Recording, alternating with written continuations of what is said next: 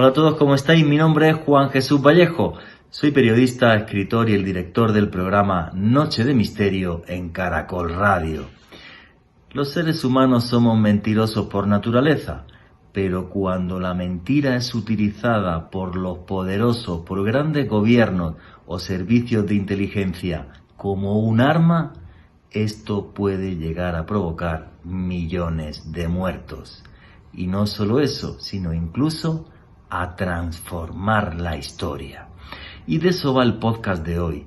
Por ejemplo, cómo arrancó la guerra hispano-cubana, conflicto por el que Estados Unidos tiene a día de hoy todavía la isla de Guam, Puerto Rico o la base de Guantánamo en Cuba.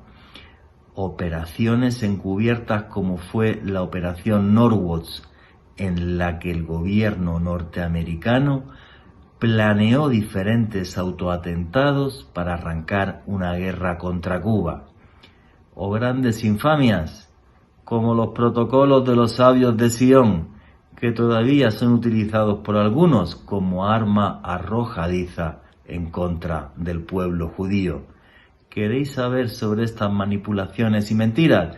Pues no os perdáis el último podcast de Noche de Misterio.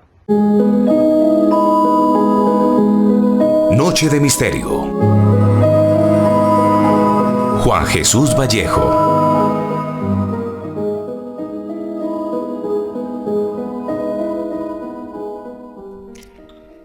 Dudo mucho que ningún ser en la galaxia, y apostaría más en el universo en que vivimos, tenga la capacidad de mentir que tiene el ser humano. Mentimos porque somos débiles, cuando nos pilla nuestra mamá haciendo una trastada y decimos que no hemos sido nosotros. Mentimos porque nuestra alma está llena de maldad, por ejemplo, para desprestigiar a otro ser humano que se nos cruza en nuestra carrera. Pero dentro de esa gran amalgama de mentiras y de peculiaridades que la rodean, hay una máxima que desde mi punto de vista no tiene excepción. A más poder, más mentiras. Por eso, da igual el signo político de unos y de otros. Son los estados más poderosos del mundo los que han urdido las mayores mentiras, muchas de ellas tan grandes y tan bien estructuradas que incluso han moldeado nuestra historia. No voy a soltarles el cuento ahora de que los periodistas somos unos santos y que jamás mentimos. El tema del periodismo es mucho más complejo. Hay que decir que hay muchos intereses en los medios de comunicación y sobre nosotros miles o hasta millones de ojos o de oídos, como es el caso de este programa de radio. Y como somos humanos y los medios de comunicación están hechos por humanos, muchas veces los medios de comunicación son cómplices o artífices de esas mentiras. No voy a negarlo. Y en medio de todo este lío les quiero dar varios datos curiosos. Uno, por ejemplo, un análisis que yo hago del presente en el que estamos, es que estamos en un mundo muy polarizado, repleto de odio. Y los de, por ejemplo, en el programa de esta noche, los de un extremo aplaudirán algunas de las cosas que voy a comentar. Y los de ese mismo extremo dirán que no estoy bien informado cuando comento otros hechos. Y pasará y viceversa. Los del otro extremo les encantarán algunas cosas y dirán que no, que lo otro es que estoy mal informado. En fin, lo que tiene todo esto que decirle es que hay una cualidad humana que cada vez es más escasa, sobre todo a nivel social y a nivel mundial, que es la sensatez. Y es que el odio en el que el mundo está sumergido ahora esa locura absurda que estamos viviendo de la polarización, solo es comparable a los tiempos prebélicos que vivimos antes de la Segunda Guerra Mundial. Lo que voy a intentar hacer esta noche y compartirlo con todos ustedes a través del numeral Periodismo Caracol, ya les digo que hay un numeral en Twitter para que den su opinión y hagan preguntas, voy a intentar hacer un ejercicio de periodismo con todos ustedes. Y el periodismo se dedica a narrar hechos. Repito la palabra, hechos, y la pongo entre comillas. Tal y como sucedieron. Sobre esos hechos saquen ustedes sus propias conclusiones. Obvio, yo diré también, y la gente, todo el equipo de trabajo, dará también sus conclusiones como seres humanos que somos. Podemos acertar o equivocarnos, pero los hechos son los que son. En este caso, fueron los que fueron. Y lo más importante de todo esto, señores, no me crean a ciegas. Si sobre algo tienen diferentes dudas, investiguen por sí mismos. Yo soy el primero que ha dicho muchas veces que hoy vivimos en el reino de la mentira. ¿Esto es algo nuevo? ¿Es algo por las redes sociales o por este siglo XXI tan tecnológico? Si ustedes investigan la historia se darán cuenta que no, para nada, en absoluto. Si uno va, por ejemplo, hasta Egipto y se da un paseo por el templo de Abu Simbel, encontrará que en este templo en el que Ramsés II se hace y se erige a sí mismo en Dios, ni más ni menos, pues todas las figuras que ve uno, representaciones y jeroglíficos de la entrada, hasta que se mete en las cámaras que van hacia más al fondo, todos los textos que hay son textos jeroglíficos que nos hablan de la gran hazaña de Ramsés II en la batalla de Kadesh contra los asirios.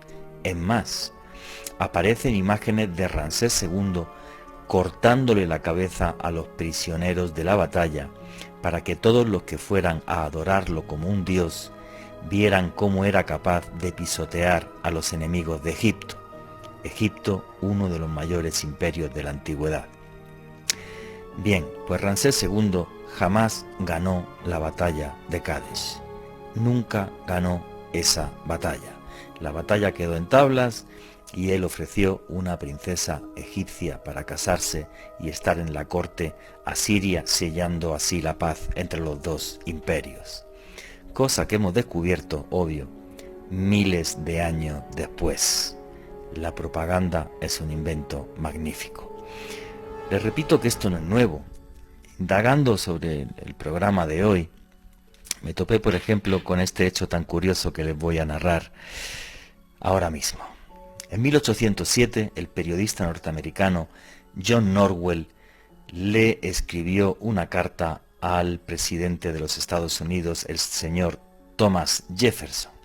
Y en esta carta él le preguntaba acerca de, oiga, voy a hacer un periódico, ¿cómo debería hacerlo? Y Thomas Jefferson, repito, Thomas Jefferson, esto no lo escribí yo, ni lo dije yo, Thomas Jefferson le respondió en esa carta lo siguiente. Voy a leerles un par de párrafos. A su petición de mi opinión sobre la manera en la cual debería dirigir un periódico para ser de mayor utilidad, debería responder, limitándose solo a hechos verdaderos y principios sanos. Y el mismo Thomas Jefferson le dice justo después, pero me temo que tal periódico encontraría pocos suscriptores.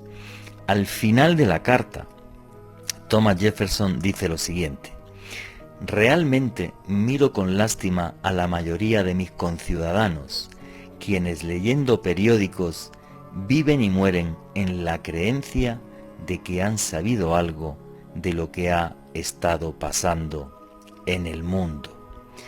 Y acaba diciendo Thomas Jefferson lo siguiente, ese es el final de la carta, ya que quien no sabe, nada está más cerca de la verdad que aquel cuya mente se ha llenado con falsedades y errores. Lo que viene a decir es que la gente está mejor informada desde su punto de vista cuando no lee periódicos que cuando lee. Y esto lo escribió el presidente Thomas Jefferson, repito, en el año 1807. Qué panorama tan desolador, ¿verdad? Pero es que fíjense, y repito, hoy mismo en este programa ya verán como muchísimos me critican por exponer ciertos hechos. Y cuando nos pasa esto a los seres humanos, yo muchas veces lo que creo es que la sociedad en la que vivimos y muchas personas realmente no quieren conocer la realidad, no quieren enfrentarse a los hechos veraces.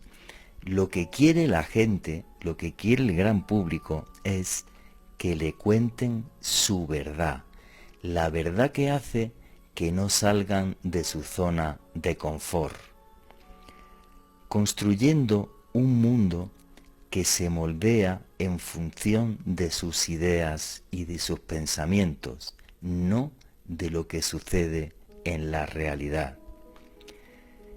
Y es que yo creo que vivimos en una sociedad tan infame y que los seres humanos tenemos un alma tan oscura que lo que nos gusta es vivir eternamente en un mar de mentiras. Buenas noches, noctámbulos. Mi nombre es Juan Jesús Vallejo. Los que queráis seguirme en redes sociales, mi Twitter es @JuanGVallejo, Juan J.E. Vallejo.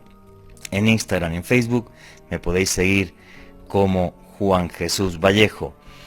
Y aquí lo que hacemos es periodismo de misterio. Nosotros os ponemos los hechos encima de la mesa y vosotros decidís qué hay detrás y qué no.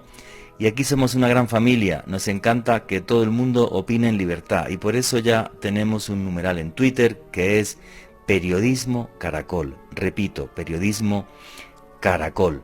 Muchas gracias a todos. Los datos del mes pasado de la playlist de YouTube son una cosa, bueno, no sé ni cómo definirla, mucho más de 1 millón de escuchas, más de 2,5 millones de horas de escuchas por parte del público, así que 2,5 millones de gracias a todos los que seguís el programa aquí en directo en Caracol y luego en toda Latinoamérica y en España. Un abrazo a todos los amigos y hermanos latinoamericanos y españoles que también siguen este programa. También tenéis un canal de YouTube que es Oculto tras la sombra, a los que os guste el periodismo de misterio. Por cierto, canal de YouTube donde pongo diferentes, de vez en cuando hago vídeos de temas de conspiración, igual que mi último libro, Conspiración, cómo nos manipulan las élites del mundo, que lo podéis encontrar en todas las librerías en Colombia y los que estéis fuera del país lo podéis comprar a través de buscalibre.com.co. Y este libro, que va a ser un poco un reflejo también de lo que es el programa de esta noche, me hace mucha gracia porque por eso que os estoy diciendo en la introducción.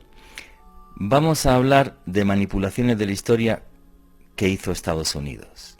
Y entonces la gente que es así como muy de súper izquierda se ponen contentísimos, Dios mío, que Juanje es un tipo súper de izquierdas y tal. Llegan al capítulo del comunismo, la idea política que más gente mató en la historia, más de 100 millones de personas, y entonces ya es que soy un nazi o algo así o de extrema derecha. Señores, los hechos son los que son. Yo no fui Stalin, que mató 20 millones de personas, ni Mao Zedong, que mató 80, ni Pol Pot, que mató 1/3 del país en Camboya. Pero es curioso cómo enseguida la gente en redes sociales salta con esto, o cuando hay algún programa de algo, luego veo algunos comentarios que sinceramente me da por reír. El programa de la semana pasada, que fue sobre libros prohibidos, comenté la barbarie de Stalin y escribía un tipo que no, que estoy mal informado, que Stalin no mató a 20 millones de personas. Bueno, 7 de ellos fueron en Ucrania, para ser exacto, y los mató de hambre, por cierto. En fin, pues ustedes deciden si quieren vivir con una venda en los ojos y ver solamente la parte del mundo que les interesa, o si quieren ver el mundo, con sus cosas buenas y con sus cosas malas. Y repito esto, por desgracia, señores, el poder corrompe y por desgracia, el poder es el mayor creador de mentiras de la historia. Y sobre esto es de lo que esta noche les vamos a hablar aquí en Noche de Misterio en Caracol Radio. Yo creo que el periodismo, profesión a la que me dedico desde hace mucho más de 20 años y la que amo, es lo único que puede devolver sensatez a un mundo cada día más loco, más absurdo y más polarizado. Vuestros comentarios y preguntas a través del numeral Periodismo Caracol. Y arranca ya Noche de Misterio. Empezamos a presentar a todos los compañeros que están esta noche con nosotros. Y como siempre, Alejandro Bernal, hermano compañero, ¿cómo estás? Buenas noches, Juan Jesús. Un saludo para usted, para Richie en los controles, para nuestros invitados de esta noche, Joana Arenas y Miguel Pérez. Y desde luego para todas las personas que reportan sintonía en directo en este momento, como lo son Ofelia Peña, Henry Guijo, Gata del Páramo, John Lazo desde Manizales, Andrés en Popayán, Gladys Ferro, Adrián Ocampo, Diego Ferreira, Freddy Giovanni Montaño desde Facatativá, Cundinamarca. Aquí también reporta sintonía Diego Crespo en Ámsterdam, Holanda, Adolfo Libonati en Barranquilla, Tatiana Labrador en Estados Unidos, Marcos Mejía y su esposa Gabriela Valencia en Ciudad de México, y desde luego Juan Jesús para todas las personas que nos escuchan en diferido a través de la playlist de YouTube del canal de Caracol Radio en esta plataforma. Realmente esta noche, Juan Jesús, vamos a ahondar por una gran cantidad de conspiración, de manipulaciones, en las cuales no solamente centrales de inteligencia como la CIA han participado activamente, sino también muchos medios de comunicación, muchos colegas, y como siempre hacemos en Noche de Misterio, vamos a poner nombres, datos, información contrastable, porque lo que vamos a hacer es un ejercicio de periodismo en las próximas 2 horas. ¿Quién piensas que mienta más, Alejandro, los políticos o los periodistas? Como el segundo grupo me compromete, porque es mi profesión, diría que los políticos, pero también sé que en nuestro gremio hay muchos colegas que también mienten y bastante. Sí, pero yo creo que los políticos ganan por goleada. Vamos a seguir, me hace Joana Arenas que sí, así que Joana Arenas, buenas noches, ¿cómo estás, amiga? Hola, Juanje, Alejo, y a nuestro invitado, nuestro compañero hoy, Miguel. Me tomé ya yo las noches de Caracol con ustedes, imagínense. Parte del programa, claro. Sí, es que nuestro invitado, yo soy la invitada. Juanje, sí, definitivamente yo creo que los políticos nos ganan un poco. Nos ganan, como dices tú, por goleada a los periodistas. Claramente sí, muchas personas que ejercen esta profesión pues están vinculadas de alguna manera en grupos de poder y tienen que pasar cierta información que les favorece a esos grupos, pero sin dudarlo yo digo que los políticos ganan en todos los aspectos. Hoy vamos a hablar del personaje que inventó esto, ¿no? El cómo la prensa se puede aliar al poder y provocar grandes desastres, que fue William Randolph Hearst en Estados Unidos, o sea, con su famosa frase, tú ponme la foto y yo te pondré la guerra, que ahora veremos el contexto en el cual dijo esa frase, efectivamente. Y bueno, y también está aquí con nosotros Miguel Pérez, amigo, compañero, ¿cómo estás? Hola Juanje, muy buenas noches a toda la audiencia, Joana, Alejandro, a todos los que nos escuchan y nos reportan sintonía. Yo súper bien, siempre muy gustoso de volver al programa y este tema me gusta un montón. Tenías que saludar a tu abuela, creo, o algo, que estaba la pobre ahí esperando que la saludara. Mi abuelita sí está en Santa Marta y no se me puedo olvidar saludarla, pero por nada del mundo, si no, no puedo volver al programa, abuelita, hola. Muy bien. Pues nada, chicos, vamos a arrancar, faltan un par de minutitos para que llegue el boletín informativo, pero bueno, ¿no? El título del programa, Manipula y reinarás, básicamente lo creé porque algún día quizás haga un libro con ese título, no lo tengo claro, pero realmente hay un detalle curioso. Yo esta semana estaba muy ocupado por diferentes cuestiones que no vienen aquí al caso, y el miércoles, cuando diseñé el programa, dije, ahí va, ¿y qué temas pongo y qué hago y tal? Tenía claro alguno de mi libro de conspiración, pero dije, tengo que buscar más temas para que esto quede bien amplio y que la gente vea que los diferentes grupos de poder, da igual el signo político, han creado grandes mentiras, y algunas que son incluso utilizadas por los dos grupos de poder, los dos grandes grupos de poder, sobre todo los extremos, extrema izquierda, extrema derecha. Tardé en planificar el programa media hora. Pensaba que iba a tardar todo el día, o sea, y tal cantidad de mentiras tenía, y empecé a buscar en libros y tal, y dije, Dios santo, yo que pensaba que esto me iba a costar todo el día aquí planificarlo, nada, media hora. Y dije, Dios mío, si queda como para 10 programas, o sea, y se queda uno hasta triste, ¿no? O sea, ¿qué sociedad estamos construyendo? ¿Y qué sociedad venimos construyendo? ¿Y qué mundo venimos construyendo para que sea tan fácil buscar mentiras contrastadas, con hechos súper contrastados? ¿No os parece esto un poco triste? A ver, ¿qué opináis? Johanna, Miguel, Alejandro. La verdad es que este tema, como tú dices, Juan, que tiene mucho, tiene demasiado. Se podría dedicar un programa entero de muchas temporadas a estas temáticas, y es que lo que ha hecho la humanidad por poder ha podrido mucho. Tanto que ha habido temas que aparentemente opuestos y de bandos opuestos son utilizados de la misma forma para atacarse. Sí, es absurdo, ¿no? Y sobre todo, yo creo que esto es muy, ya no maquiavélico, o sea, en el fondo es, yo diría, nazi, ¿no? O sea, los principios de la propaganda de los nazis, el repite una mentira 1000 veces y se acaba convirtiendo en una verdad, como comentaba Joseph Goebbels, el ministro de la propaganda nazi, y es lo que tenemos en la historia, y es lo que tenemos cada día más. Y cuando uno pone la televisión, o sobre todo las redes sociales, ¿no? Que es cuando de vez en cuando pongo algún Twitter de algún político y digo, pero, o sea, ¿no se caen de vergüenza para atrás, Miguel? Sobre lo que decías, lo que preguntabas, si los periodistas o los políticos, estoy de acuerdo en que los políticos, pero los periodistas dan miedo, porque cuando uno los ve diciendo estas mentiras, están tan convencidos de que esa es la verdad, que asusta. ¿Cómo pueden convencer a la gente solo por actuar convencidos de las mentirotas que van votando? Pero porque se alían con los políticos, son los políticos ¡Claro! desde mi punto de vista los que hacen algo mucho más grave acá. Bueno, nos vamos a meter en materia ya a contar casos concretos, ¿vale? Pero quería que dierais vuestra opinión y estas primeras pinceladas del programa en este primer bloque, porque, señores, ahora mismo tenemos el boletín deportivo, pero no se vayan, porque ya mismo sigue Noche de Misterio.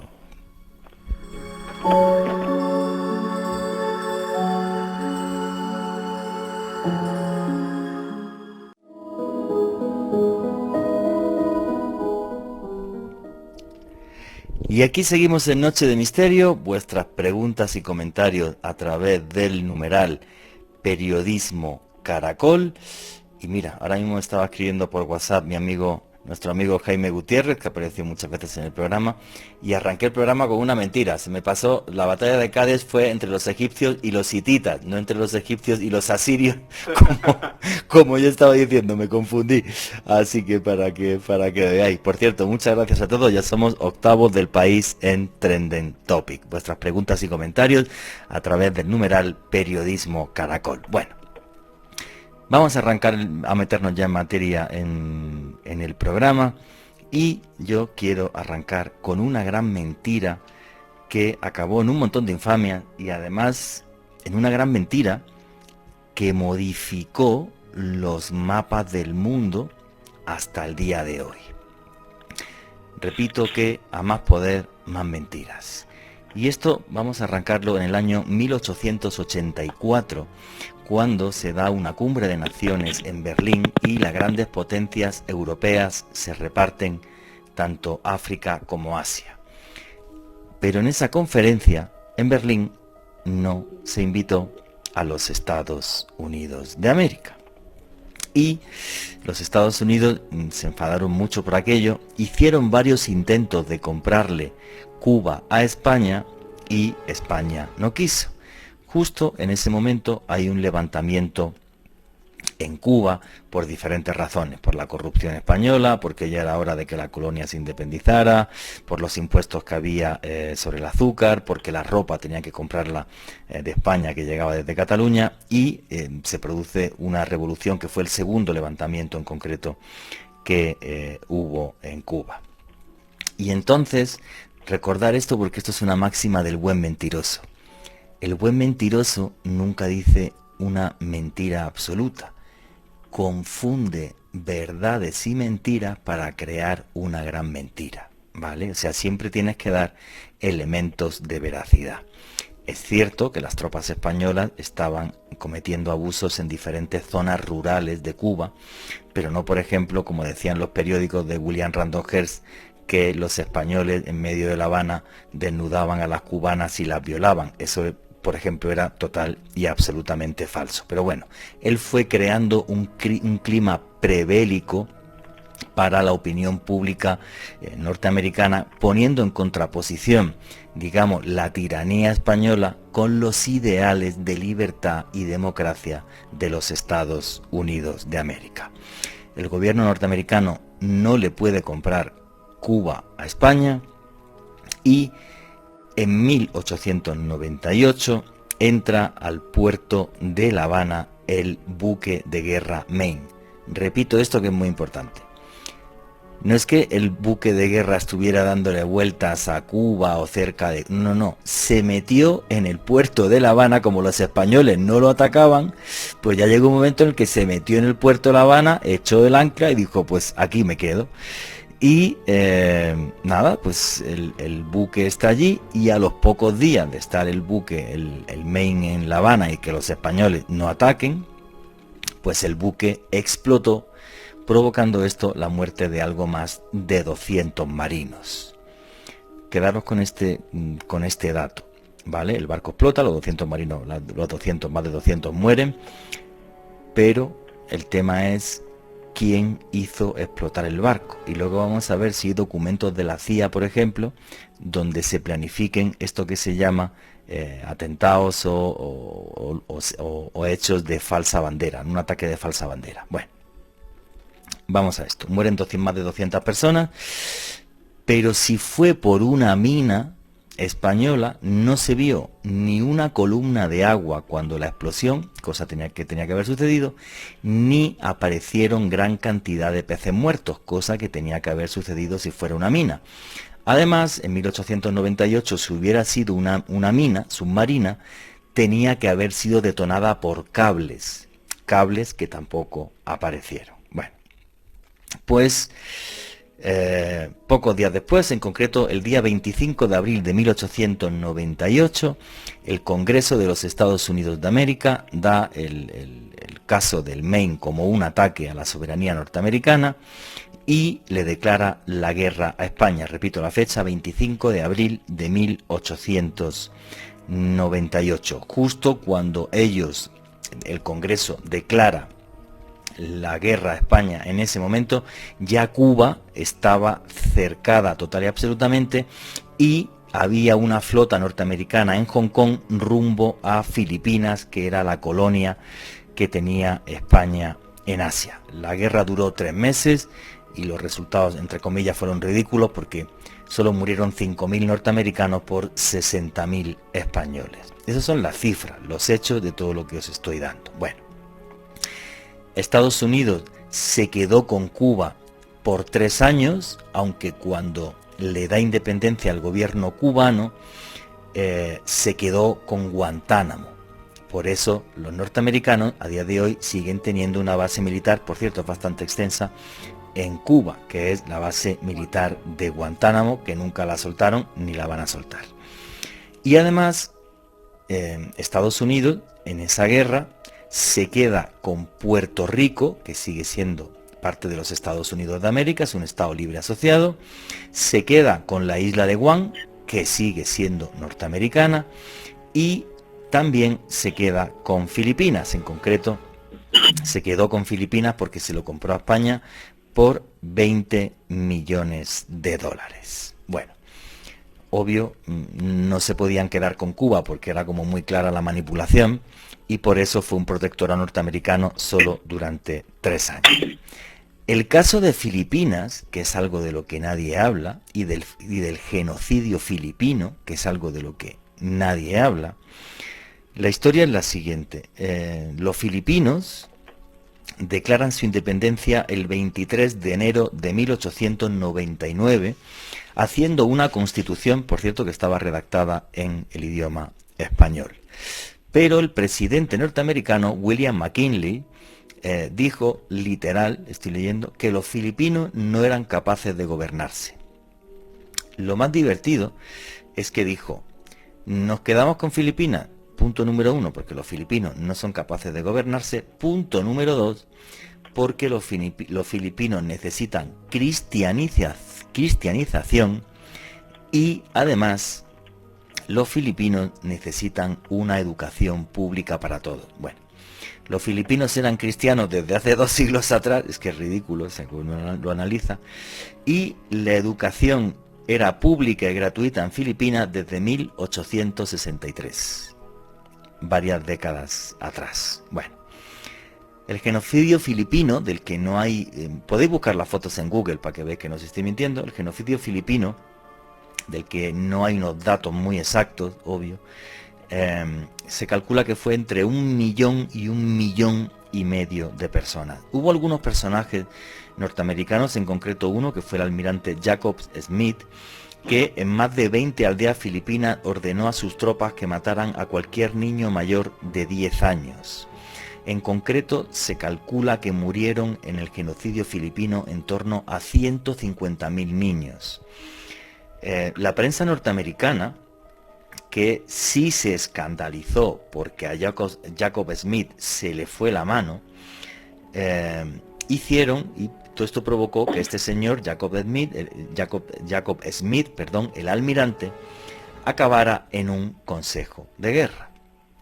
Ese consejo de guerra dio por probados los hechos, o sea, que había matado muchísimos niños mayores de 10 años, y esto es así además porque quien le denuncia en el Consejo de Guerra son sus mismos subordinados para que a ellos no les salpique la historia, diciendo sí, nos mandó que matáramos niños, matamos niños y esta es la realidad. Con lo cual Jacob Smith lo que hicieron fue quitarle el cargo. Ojo con esto. Pero no la paga, murió con su paga de almirante hasta que murió y no pasó ni un solo día en la cárcel. Simplemente lo mandaron a su casita y ya después de matar a miles y miles de niños. Filipinas fue de los Estados Unidos durante muchos años, destrozaron todo lo que tuviera que ver con el español. Solamente en una pequeña zona de Mindanao a día de hoy se habla español y moldearon el país a su antojo. Bueno, pues todo esto, el tema de Filipinas, el tema de que Puerto Rico sea parte de los Estados Unidos, la isla de Guam, todo fue por el ataque al Maine. ¿Se hizo alguna investigación entre los dos países en algún momento de la historia para saber qué sucedió con el Maine? Pues sí, señores. En concreto, en 1974, una comisión hecha entre Estados Unidos y España. Por la parte norteamericana estaba el almirante Heman Rickover y por la parte española el capitán de navío Adolfo Álvarez. Investigaron y analizaron las fotografías del casco del Maine. Bueno, la conclusión a la que llegó esa comisión hispano-norteamericana es que voy a leer exactamente lo que dice la conclusión, ¿vale? Básicamente es que el Maine, lo que explotó del Maine fue el polvorín debido a el carbón que había en la sala de máquinas. O sea que desde la sala de máquinas saltó carbón encendido hasta lo que es el polvorín y que por eso el barco explotó, porque la explosión, y de eso no cabe ninguna duda por parte de estos dos técnicos militares, uno por cada país, la explosión fue desde el interior del barco. De eso no cabe absolutamente ninguna duda. Yo sí tengo todas las dudas en que del polvorín saltara un trozo de carbón desde la sala de máquinas saltara un trozo de carbón hasta el polvorín del barco. Porque incendios en destructores norteamericanos de esa época hubo más de 20, pero en ningún caso explotó el polvorín. ¿Por qué? Porque el polvorín se ponía acotado de forma que tuviera protección de la sala de máquinas. El Maine sería el único caso en el que esto sucedió. En el año 74, obviamente, el general Franco era muy amigo de los norteamericanos y ninguno quería polémica ni absolutamente nada. Desde mi punto de vista, puedo estar equivocado, vosotros decid lo que queráis a través del numeral Periodismo Caracol. Desde mi punto de vista, los servicios secretos norteamericanos son los que hicieron explotar al Maine, provocando una guerra que hizo que Estados Unidos se convirtiera en la gran potencia que es a día de hoy. Curioso, justo por esa fecha, es cuando Estados Unidos apoya la independencia de Panamá para quedarse con el control del estrecho del canal de Panamá y así quedarse con el control del comercio en toda esta parte del mundo. En mi opinión, en mi hipótesis, que los norteamericanos volaron el Maine, cosa que jamás podré probar. Es mi opinión. La vuestra a través del numeral Periodismo Caracol. Alejandro Bernal. Juan, que hay algo muy interesante sobre esta historia que nos estaba comentando, y es que cuando el Maine llegó al puerto de La Habana, en realidad las autoridades españolas no querían atacar a este barco porque sabían que estaban coqueteando con una guerra que podían desatar un conflicto armado que obviamente no le convenía, en este caso al ejército español. Por eso ellos en ningún momento tuvieron una actitud beligerante contra este navío norteamericano. Ahora, yéndonos a la investigación que usted nos citó hace unos minutos, la de 1974 con Hyman Rickover, es muy interesante, y es que él comentaba en los análisis exactamente eso que usted decía. Ya había habido incendios de características relativamente similares en otros navíos norteamericanos, sin embargo ninguno había explotado como el Maine, y qué curioso que esa explosión fue la justificación que utilizó Estados Unidos para embarcarse en una guerra con España para tomar el control de Cuba. Y esos más de 20 incidentes de incendios se daban siempre cuando el barco estaba a toda máquina o iba por alta mar a un cierto ritmo, no cuando las máquinas están prácticamente apagadas en puerto. O sea, es que claro que el barco estaba atracado. O sea, desde mi punto de vista es ridículo, desde mi punto de vista. Ni soy ingeniero naval y puedo estar equivocado, pero en mi punto de vista y el vuestro a través del numeral Periodismo Caracol. ¿Qué es lo que opina Joana Arenas y Miguel Pérez de esta historia? Creo que esta es apenas una pequeña muestra de todas estas operaciones encubiertas que se arma Estados Unidos para precisamente lograr sus objetivos. No es la primera vez que hablamos aquí sobre este tema, no es la primera vez que a través de archivos desclasificados, información que ya es concreta, podemos dar detalles exactos de estas operaciones que se han llevado a cabo en diversos momentos de la historia y que, como usted lo decía, Juanje, al principio han cambiado o han moldeado ese rumbo de la historia. Sí, claro, el rumbo de la historia y los mapas del mundo en este caso. Es el momento en el que después de esa conferencia de Berlín, los norteamericanos dicen, bueno, pues si no nos dais nada de África ni de Oriente Medio, pues nosotros cogemos y directamente, ni de Asia, nosotros cogemos y lo que vamos a hacer es intentar tener el control del continente. Cosa que luego acabó desembocando por otro presidente que fue Woodrow Wilson en una cosa que fueron las guerras bananeras, que eso es para otro programa, ¿vale? O las guerras bananeras es para otro programa, pero sí fue el comienzo de esta famosa guerra bananera y de este control del continente por parte de Estados Unidos arranca realmente en 1898 con, desde mi punto de vista, la voladura del Maine. Para otros dirán que es la explosión del Maine, que explotó y ya. Para mí lo volaron, pero vamos, lo volaron pero bien volado.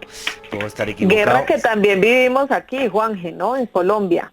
Claro, la guerra de las bananeras. Sí, claro, la guerra bananera se vivieron en Colombia en varias ocasiones, efectivamente, hasta con la masacre esta en la década de los 20, porque, pero eso, bueno, eso fue Woodrow Wilson el que dijo, no, los intereses económicos de Estados Unidos y de las empresas norteamericanas tienen que estar en salvaguarda sí o sí, y si hace falta intervenir militarmente lo hacemos. Por cierto, Woodrow Wilson, que se llevó el Premio Nobel de la Paz, no te lo pierdas. Vale, o sea, que si hablamos de manipulaciones y de mentiras, un señor que mandó la invasión de varios países y le dieron el Premio Nobel de la Paz. Vamos, súper sensato el tema este. Miguel Pérez, ¿querías comentar algo? Los gringos. Se puede pensar que Estados Unidos es una nación tardía en comparación a Europa y toda la Edad Media y todo lo que empezó a pasar allá y todas esas masacres de antaño, pero se pusieron a la par en pocos siglos con conspiraciones, con masacres, con planes secretos. Los gringos son los bravos. No, básicamente, o sea, vamos a ver, a mí Estados Unidos me parece un gran país y tiene una libertad de prensa que no la hay en ningún lugar del mundo. Ellos son los primeros que destapan los escándalos de la CIA en periódicos como New York Times o The Washington Post, que son dos de las fuentes más importantes que yo tuve para poder hacer mi libro Conspiración. Cosa distinta es lo que haya hecho el gobierno de los Estados Unidos en geopolítica para imponer su poder en el resto del mundo, ¿vale? Que eso daría para un programa entero. Yo lo que pasa es que en el programa de hoy, pues lo que intenté es, no, vamos a poner, digamos, varios temas para que esto sea más variopinto. Pero, claro, a más poder, más manipulación y más mentira. Así que esto es una máxima que no para siempre. Bueno, señores, creo que no sé en qué puesto estamos ya del país en Trending Topic. Creo que estamos quintos del país o sextos del país, así que vamos a dar pie a vuestras preguntas y opiniones para cerrar esta primera hora de programa. ¿Qué es lo que están preguntando los noctámbulos ahora mismo a través del numeral Periodismo Caracol? Alejandro Bernal. Aquí Sandra Velosa nos dice lo que Juan Jesús está comentando respecto a este incidente con España es lo mismo que sucedió con las Torres Gemelas, un invento para invadir Irak. Bueno, eso es mucho más complicado. O sea, decir que las Torres Gemelas fueron un atentado de falsa bandera, deberíamos de hacer un programa entero para contarlo, ¿vale? Que no tengo ningún problema en que lo hagamos, por ejemplo, este año. Es un tema que domino bastante bien. Y lo que sí es cierto, y luego nos va a hablar Joan Arenas de eso, que espero que dé tiempo, es que hubo un documento que se filtró en los años 90, que es la famosa Operación Northwoods, donde en los años 60, ni más ni menos que la Junta de Jefes de Estado Mayor diseñó una serie de autoatentados para provocar un conflicto entre Estados Unidos y la Cuba castrista, y uno de esos autoatentados era precisamente coger un avión, hacer que bajaran los pasajeros, hacer que los pasajeros del avión fueran agentes de la CIA o personas contratadas por la CIA, luego hacerlos bajar en algún sitio y de forma teledirigida estrellarlo contra un lugar emblemático. Eso es un documento de la CIA que es público, sí, que a día de hoy es público, lo podéis conseguir súper fácil en internet, eso sí es cierto, ¿vale? También es verdad que el señor que diseñó todo esto, digamos que el presidente Kennedy se lo quitó de en medio, cosa que muchos también dicen que eso le costó la vida a Kennedy, pero ahí sí entramos en el terreno de la conspiración ya muy farragosa, porque de eso sí que no son hechos comprobados ni mucho menos. Esto es la operación. Pero Juanje, ¿no te parece mucha coincidencia que dentro de este archivo esté descrito este suceso tan particular, que finalmente lo vemos reflejado en los atentados del 11S? Sí, o sea, eso primero es una cosa que te pone los pelos de punta, y eso que yo soy calvo, ¿vale? En el sentido de decir, o sea, ¿cómo se puede reunir la Junta de Jefes de Estado Mayor de los Estados Unidos de América en el año 60 y poco, creo que fue 62, algo así? 62. 62. Y que lleguen a diseñar toda una serie de planes de cómo podemos entrar en guerra con la Cuba castrista, que tenemos aquí el comunismo al lado y no nos apetece, y que uno de esos atentados que aparece descrito, autoatentado, sea muy similar a lo que sucedió el 11S. ¿Eso asusta? Sí. ¿Hasta dónde puede llegar la locura, la paranoia de la gente? En este caso, lo de la Operación Northwood, no recuerdo el nombre del general, que era muy de derecha, obvio el tipo y tal, pero es una locura. O sea, ¿cómo eres capaz de hacer un informe para mandárselo al presidente de los Estados Unidos, pasándote el Congreso y todo por ahí mismo, y crear un autoatentado. O sea, simplemente planificarlo ya me parece una auténtica barbaridad. O sea, que se haya gastado dinero público norteamericano en eso ya es una total y absoluta aberración. Por cierto, este señor acabó siendo el director de la OTAN en Europa. ¿Qué más preguntas y comentarios hay? Liam Lemnicer, Juanje. Efectivamente, este es el señor. Muchas gracias por el dato, Joana. ¿Qué más preguntas y comentarios hay? Ivonne Cárdenas dice, nosotros deberíamos siempre leer mucho para no tragar entero tantas mentiras de los políticos y los medios de comunicación que manipulan tanto al pueblo. Eso es una gran verdad, o sea, y creo que en cierta medida debería ser responsabilidad ciudadana, pero es que la gente no quiere. O sea, la gente es súper de derechas o súper de izquierda, entonces cuento esto del gobierno norteamericano o hablo de la CIA y bueno, y genial, pero mira, pongo un ejemplo muy claro. Cuando no se publicó el capítulo mío que hablaba sobre la cocaína colombiana en el libro Conspiración, que en la playlist de YouTube, y creo que tiene ya como 100.000 escuchas, hice un programa sobre cómo la CIA utilizó el narcotráfico colombiano, pues yo hablaba también, por ejemplo, de las guerrillas colombianas, se hablaba de la FARC, de varias operaciones con cocaína de la FARC, con nombres y apellidos y demás. Entonces recuerdo que hubo una persona, no voy a decir quién, que me dijo, hombre, pero ¿cómo puedes poner que la FARC son un grupo terrorista? Y yo dije, pues asesinar, traficar con cocaína y secuestrar, extorsionar, eso no es infundir terror, que esto es lo que dice la RAE, ¿eh? RAE es la que dice qué significa la palabra terrorismo. No sé, y entonces la gente pues sigue en esta sin razón, o sea, todas las violencias hay que condenarlas. Da igual que sean de derechas y de izquierdas, es violencia. Y ese es el gran problema que tiene el mundo, que la gente condena la violencia según le interesa, y eso es lo que me parece terrible, ¿no? ¿Qué más preguntas y comentarios hay? Tú verás que alguno me critica por haber dicho lo de que la FARC era un grupo, seguro que alguno en Twitter está mal informado y no sé qué, pero seguro, ¿no?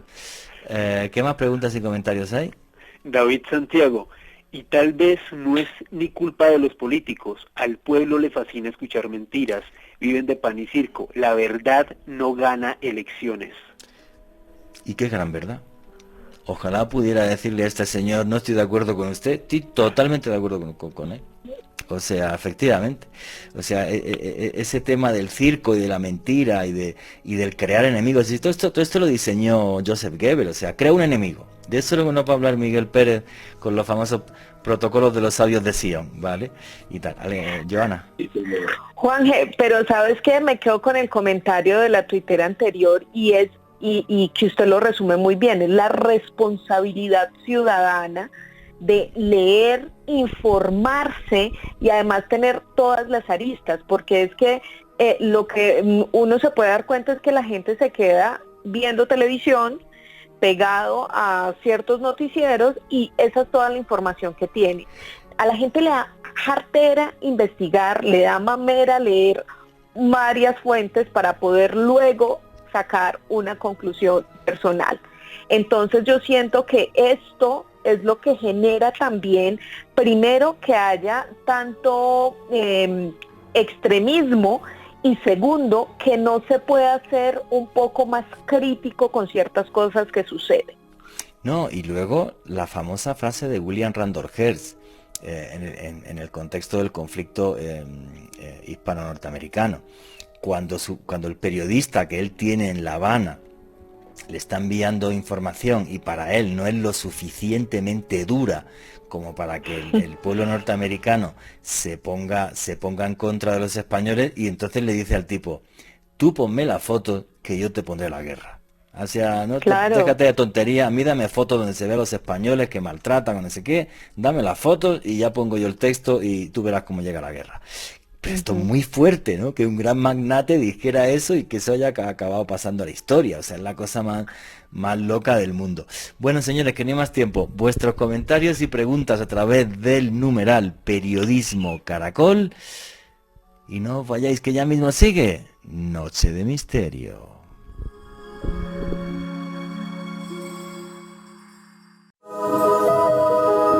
Continuamos con Noche de Misterio.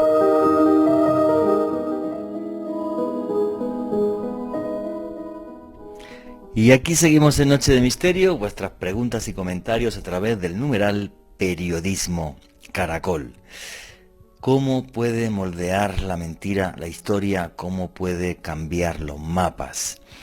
Y hay mentiras que son muy curiosas porque son utilizadas por los dos extremos, y hay mentiras que están tan bien hechas que un siglo después, y la gente de esto me ha escrito mucho por redes sociales, que es una cosa que yo todavía me sorprendo. Una conspiración judía para dominar el mundo. Y además para dominar el mundo de una forma terrible, pero una conspiración desde el punto de vista entonces sería muy mal hecha, porque llevan con ella siglos y no son capaces de culminarla. Pero bueno, Miguel Pérez, ¿qué son los protocolos de los sabios de Sion? Bueno, más que cualquier otro, los protocolos de los sabios de Sion pueden ser considerados con seguridad el mayor fraude histórico de todos los tiempos. No es por decir que yo tengo el tema más chévere de hoy, ¿no? Solo que estos son los hechos.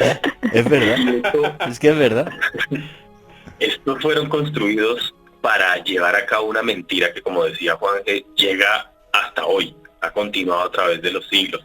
Los que quieran consultar estos documentos íntegros pueden buscarlos en cualquier página de internet, solo entran y escriben los protocolos de los sabios de Sion y los van a encontrar sin dificultad. Ahora, como también decía Juan, esto va a impregnar teorías y planteamientos que están muy alejados de la derecha tradicional, como estas personas que dicen que la globalización, el nuevo orden mundial, se encuentra manejado por las grandes familias de banqueros judíos. Ellos son los que están detrás de todo esto, es lo que se dice. Incluso en Japón, donde... Sí, pero perdona, Miguel, que lo hace la extrema derecha y la extrema izquierda. Esto es súper curioso. Te dicen que esto es un tema completamente cierto.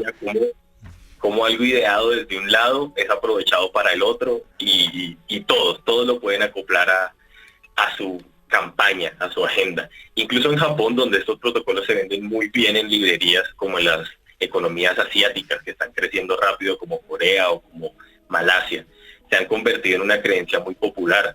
La gente piensa que todos los males económicos que los países asiáticos están sufriendo han sido provocados por las élites bancarias judías. Y pues ni qué decir de la fuerza que este mito tiene en los países islámicos. Allá hay un público que es muy receptivo a este mensaje, y las versiones en árabe de los protocolos se multiplican por todos los medios posibles, fotocopias, internet, y se divulgan mucho y se toman como veraces y se creen. La pregunta es cómo una mentira de este tamaño ha llegado a calar, cómo ha llegado a imponerse. Aquí la clave es cómo se gesta la mentira, en qué época de la historia se gesta y en qué lugar exacto, y quién es el autor de la mentira, porque esto tiene hasta nombres y apellidos. Sí, señor, el autor de este fraude tiene nombre y apellido. Él se llama Mateo Vasilievich Golovinsky. Era escritor, periodista y agente de los servicios secretos rusos. Este hombre era hijo huérfano de una familia noble que venía a menos, y su padre, que se llamaba Vasily, era un personaje que frecuentaba los círculos de la intelectualidad rusa y que hasta había sido amigo de Dostoyevsky. Ellos pertenecieron a un grupo que se llamaba el Círculo de Petrashevsky, y fueron ambos sentenciados a muerte como conspiradores, pero esta sentencia luego les fue conmutada. Sin embargo, cuando muere el padre, este chico Mateo empieza a ser educado por su madre y una niñera francesa. Luego, cuando él crece, empieza a estudiar Derecho y se une a un grupo ultraconservador muy antisemita que se llama la Hermandad Sagrada. Cuando se gradúa, pasa a trabajar para la Okhrana, que era el servicio secreto zarista ruso, y empieza a colocar en la prensa rusa historias que van orientadas a apoyar fraudulentamente al gobierno. Principalmente cuando se da cuenta, cuando descubren todo lo que él estaba haciendo y lo publican y lo hacen saber, Máximo Gorki es la persona que está detrás de este descubrimiento, y esto lleva a Mateo a abandonar Rusia, a exiliarse en Francia, y allá prosiguió con sus actividades de una forma más discreta pero más fuerte, bajo las órdenes de Pío Rachovsky, que era el jefe de la Ucrania en París. Entonces, en Rusia, los bolcheviques toman el poder, y este hombre inmediatamente al nuevo gobierno, que es del otro extremo, pone sus servicios para ellos y empieza a realizar el mismo trabajo.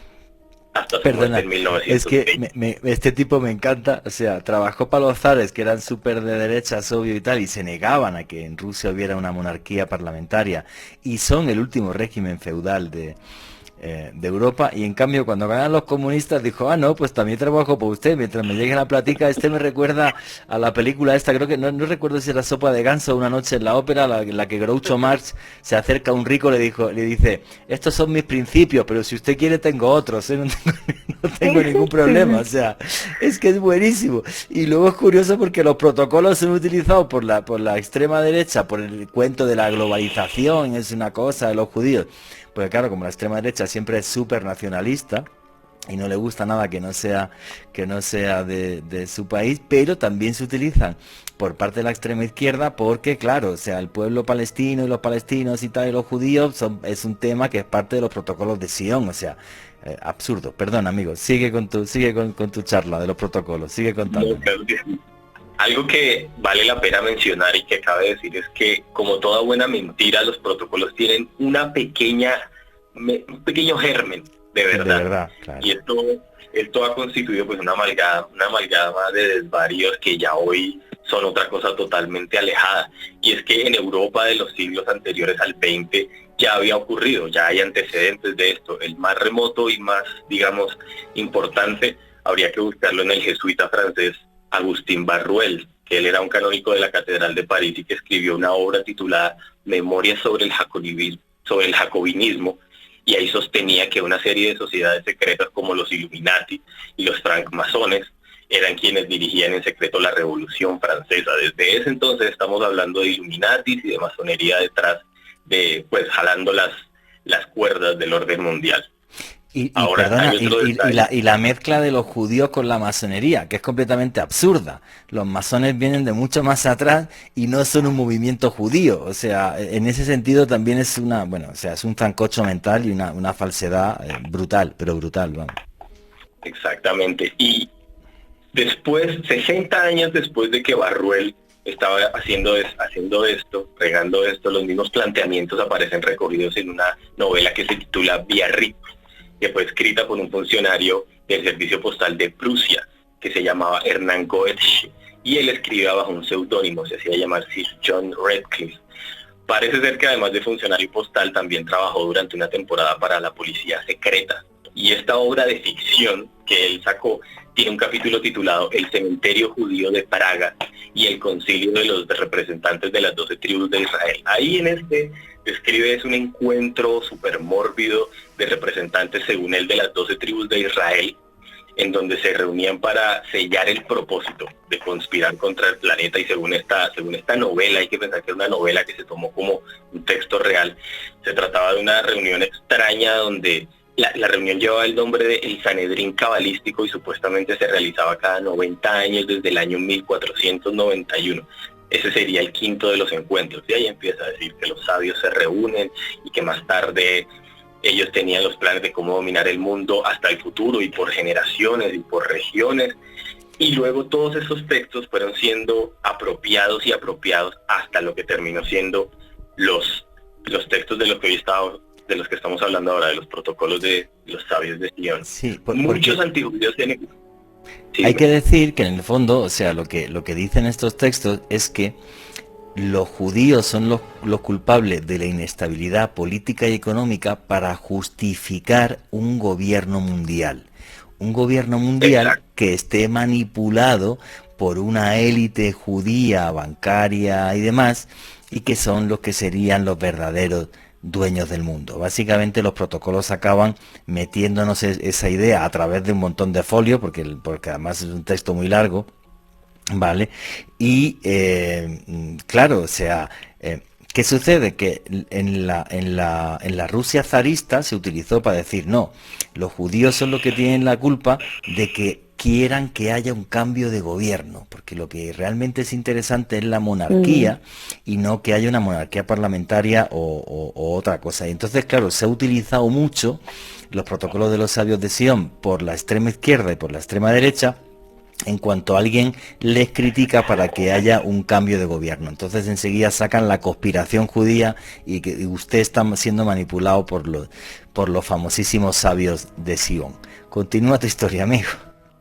Este documento toca a Francia, este documento después toca a Alemania y este documento después toca a Estados Unidos, pero que aparecieran en Rusia no es una casualidad. Esto tiene que ver mucho con la tendencia tan marcada que tenía el zar Nicolás II de buscar apoyo en el mundo de lo espiritual y de lo esotérico. Y otra cosa muy peculiar era que la corte rusa y la nobleza rusa tenían un gusto casi obsesivo con todo lo que tenía que ver con Francia, todo lo que provenía y lo que salía de Francia, tanto que la familia real rusa hablaba en francés, entre ellos se comunicaban en el galo, y la moda de París era para ellos casi un precepto pues que tenían que seguir fijo, eran reglas, y el ocultismo era una de las novedades francesas más importantes del siglo XIX. Por eso en la Rusia imperial esa práctica era muy común. Ellos querían acercarse lo más posible a lo que era la monarquía francesa.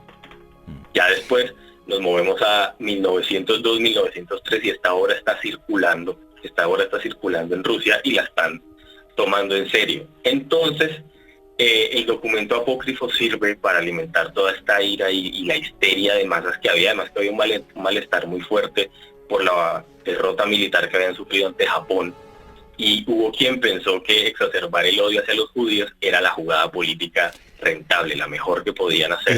Eso que has dicho es clave en esta historia, porque al perder, o sea, los zares no tenían apoyo popular porque había una gran masa campesina pobre, que luego acabó siendo comunista, y luego además el perder la guerra contra Japón estaba haciendo que fueran muy impopulares.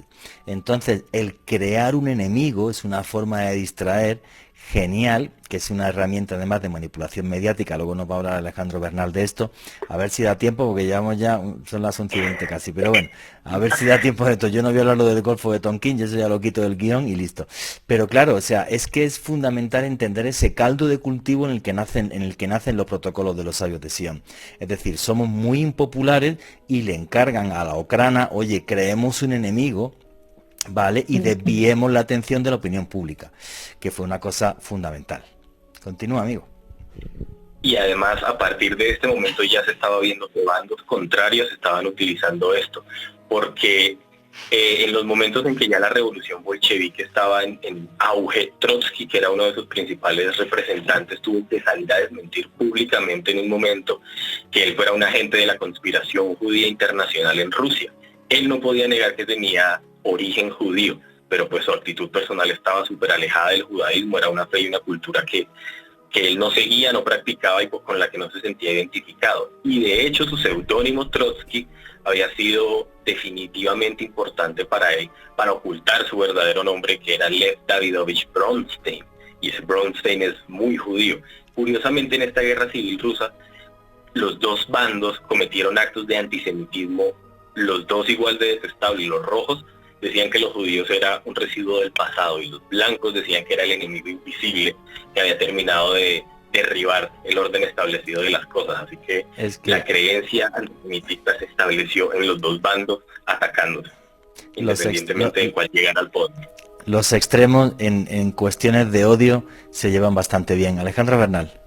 Juanje, sobre lo que está comentando Miguel, siempre, me hace recordar el tema de los extremos lo siguiente. Durante mucho tiempo algunos historiadores establecieron que durante la Revolución de Octubre, en noviembre de 1917, es decir, la revolución bolchevique que llevó a los comunistas al poder en Rusia, gran parte de su campaña, de la manera de hacerse con el beneplácito del público, fue decir que estaban luchando contra los judíos que querían pues básicamente controlar Rusia y controlar el mundo, basados en este documento, en este gran fake como eran los protocolos de los sabios de Sion. Ahora bien, casi una década después, cuando Hitler estaba redactando Mein Kampf, mi lucha, en el presidio, algunos especulan que mientras estaba escribiendo este libro, que pues, mostraba como su visión política, lo que él quería realizar, tenía como lectura en su celda los protocolos de los sabios de Sion, y Mein Kampf era como una especie de respuesta a este gran fake. Es decir, izquierda, la ultraizquierda y la ultraderecha lo utilizaron en un momento de la historia. Y lo siguen utilizando. que esto es lo terrible. O sea, vamos a ver, vamos a ir avanzando en esto. O sea, los protocolos de repente tienen un boom tremendo por toda Europa, ¿vale? Se utilizan para el tema del antisemitismo tanto en Francia como, por ejemplo, en Alemania, por el tema de los nazis. Pero, Miguel, lo que es muy heavy aquí, y yo creo que muy poca gente conoce, es que el que los impulsa en Estados Unidos es uno de los empresarios más importantes de la historia, ni más ni menos que Henry Ford. Sí, señor, y aquí es donde empieza lo que se llama el antisemitismo industrial. Es que durante la década de los años 20 los protocolos encontraron su principal valedor en Estados Unidos, en este magnate, en Henry Ford. En la cúspide de su carrera empresarial, él fundó un pequeño periódico en Detroit que se llamaba Dearborn Independent y lo utilizó para difundir la propaganda antisemita suya propia, acusando a judíos a través de las páginas de que ellos eran los instigadores de los más grandes males de la humanidad. En muchas oportunidades, Ford decía que existían dos versiones de Wall Street: el positivo, encabezado por la banca antisemita, y el otro que era destructivo, que debía ser erradicado según él porque estaba encabezado por los banqueros de origen judío. El contenido de este periódico fue tan racista que motivó la renuncia del director original de su empresa, de este periódico, que era E.G. Pitt, y Ford nombró como nuevo director a un personaje llamado Ernest Liebold, que era hijo de un inmigrante alemán, que era secretario privado de Henry Ford y que era un nazi ferviente. Sobre todo hay documentos, y la prensa de Nueva York desde la década de los 80 estaba revelando toda esta información. Entonces, mediante esto, Ford entra en contacto con el partido nazi. Al momento de ellos entrar en contacto, él empieza a desarrollar, supuestamente en un inicio, máquinas para tratar la tierra para los nazis, y a partir de ahí abre su primera sede de Ford en Alemania. Sí, es lo que se alía con diferentes empresas alemanas, empieza a venderle maquinaria agrícola a los alemanes, sí. Pero aquí sí hay un dato muy, muy oscuro, que es que en 1928 Ford se fusiona con una compañía química alemana que es la IG Farben, por cierto, que fue la creadora del Zyklon B, del famoso gas que acabó con millones y millones de vidas en los campos de concentración nazi. Y bueno, Henry Ford era tan racista que es que publicó un libro racista, El Judío Internacional. O sea, que lo del tipo este, tremendo. Y además, otra cosa muy, bueno, no importante, pero grande que hizo Ford en esto, es que uno de sus principales colaboradores, Boris Brazel, fue un inmigrante ruso que lo ayudó a traducir junto a la secretaria Nate de Bogori los protocolos al inglés. Esto fue otra divulgación mayor de este libro, y pues se difundió y se regó por Estados Unidos y se empezó a creer y apropiar. Y aún a la fecha de hoy, no hay una creencia más fuerte que es que los judíos tienen plata, es que los judíos están detrás de todo, es que los judíos están controlando. Que sí es cierto que la creación de la gran banca mundial, hay una familia muy importante que son los Rothschild, que eran judíos, y no vamos a negar que los judíos tienen mucha plata y que tienen bancos y que Israel es una gran potencia mundial, si es que esto no se puede negar. Pero cosa distinta es que estén orquestando un complot mundial para terminar con todos los países del mundo, crear un gobierno mundial y manipular así al planeta, que es de lo que va los protocolos de los sabios de Sion. Repito, muy torpes serían entonces estos sabios de Sion porque llevan siglos con esto y no lo han conseguido. Obviamente, lo que pasa que es que el tema de Ford, de Henry Ford, fue tan heavy, incluso que creó y financió una oficina de detectives para investigar a los judíos más importantes de Estados Unidos y poder sacarle trapos sucios. Y es más, Henry Ford fue condecorado por los alemanes con un águila imperial y no sé qué, que es, bueno, fue el primer norteamericano en tener este símbolo nazi encima. Miguel Pérez, ¿qué querías comentar? Eso precisamente era lo que te iba a decir. En 1938, el gobierno alemán condecora a Henry Ford en su cumpleaños 75 con la Gran Cruz del Águila Alemana, que es el más alto honor al que un extranjero puede aspirar en ese país, y él fue exactamente el primer norteamericano en recibirlo, un norteamericano que tenía una industria creciente allá, que después de que los nazis decaen, sus industrias empiezan a caer en bancarrota y empieza a utilizar mano de obra de esclavos y de prisioneros de guerra. Además, eso está prohibido por la Convención de Ginebra. Henry Ford utilizó esto en sus empresas y en sus industrias en Alemania. Sí, vamos a ver, toda esta historia es muy infame y tiene, y tiene un montón de cabos sueltos. Y ese montón de cabos sueltos precisamente es lo terrible, es cómo el libro se va expandiendo, cómo el libro se va traduciendo a otros idiomas y cómo de repente encuentra aliados, por ejemplo, incluso dentro de Estados Unidos, que crea Henry Ford este antisemitismo industrial que se conoce, y además, claro, él le echaba la culpa a los judíos de estar detrás de cualquier tipo de revolución o de movimiento obrero dentro de sus fábricas. O sea, es toda una locura tremenda, pero lo increíble es que esta locura llega hasta nuestros días y que hay gente que sigue diciendo que los protocolos de los sabios de Sion, de una forma muy clara, nos están demostrando el complot judío internacional.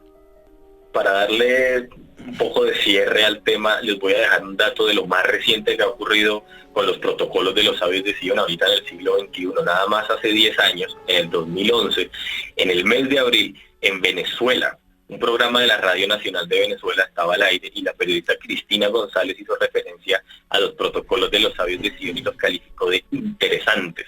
Decía que es que el control por parte de los judíos de la economía se basa en este texto, y ella empezó pues a hablar de esto públicamente, y la Confederación de Asociaciones Israelitas de Venezuela tuvo que salir al frente a denunciar el hecho ante pues el Ministerio Público, ante la Liga de Antidifamación Nacional allá, porque esta periodista en el año 2011, en este siglo, en este entonces, todavía está hablando de que los judíos están detrás de todo lo que está ocurriendo ahora en Latinoamérica en base a los protocolos de los sabios de Sion. Ahí la plática a esta periodista le llegaría por Nicolás Maduro o por el señor Chávez, no sé por quién, pero seguro. O sea, cómo se dan la mano los extremos en el audio. Yo solo quiero decir una cosa. Vuestros comentarios a través del numeral Periodismo en Caracol, porque ya mismo llega el boletín deportivo, pero lo que quiero decir es, detesto cualquier tipo de racismo. O sea, detesto cualquier tipo de racismo, y la gente que es antisemita es racista, como la gente que le pone un pero a cualquier otra persona por tener un color de piel distinto o por cualquier cosa. O sea, es un tipo de racismo. Y en este caso es un tipo de racismo además que está como muy bien construido por la famosa Ocrana, por el servicio secreto de los zares. En fin, señores, vuestros comentarios a través del numeral Periodismo Caracol, y no os vayáis que ya mismo sigue Noche de Misterio.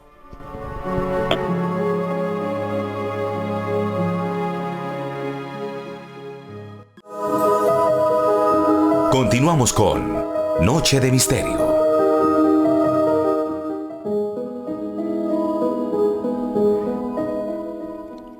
Y aquí seguimos en Noche de Misterio, vuestras preguntas y comentarios a través del numeral Periodismo Caracol. Todo un reino de mentiras que por desgracia se ha impuesto, yo creo que casi que desde que el hombre es hombre. Ahora las mentiras vuelan más rápido por las redes sociales y por los medios de comunicación masiva, pero repito, no son algo nuevo. Y se pueden crear estrategias para manipular a la opinión pública, pues yo creo que esto es algo mucho más maquiavélico de lo que podemos pensar. Alejandro Bernal, ¿qué son las estrategias de manipulación mediática? Pues Juan Jesús, básicamente son todos aquellos planes que hacen que los medios de comunicación favorezcan ciertos intereses políticos, ya sea por intervención de servicios de inteligencia o directamente de políticos, tal y como lo mencionaba hace unos instantes. Pero para hablar de estrategias de manipulación mediática tenemos que hablar probablemente de una de las personas que creó uno de los documentos que ha sido más importantes en el estudio, básicamente en este campo. Me refiero al francés Sylvain Timsit. Este señor en el año 2002 escribió un texto llamado Estrategias de Manipulación en una página web, y desde entonces se ha convertido en un auténtico referente en este campo. Este señor establece 10 estrategias de manipulación mediática, pero bueno, antes de abordarlas quiero hacer dos precisiones. Si ustedes buscan información en internet, estas estrategias de manipulación mediática tendían a darle la autoría a Noam Chomsky. Y mucho tiempo después se descubrió pues que básicamente fue un fake Chomsky no las creó fue este tipo francés. Entonces fíjense nomás en las estrategias de manipulación. Ya nos están manipulando. Sí. Exactamente. Es muy loco. Sí. Es algo bastante loco, tal y como dice Juanje, muy extraño. Así que bueno, reitero, antes de abordarlos, simplemente les voy a decir algo, una reflexión muy personal. Cualquier parecido con nuestra realidad es pura coincidencia. Primer principio de manipulación mediática según Sylvain Timsit, la estrategia de distracción.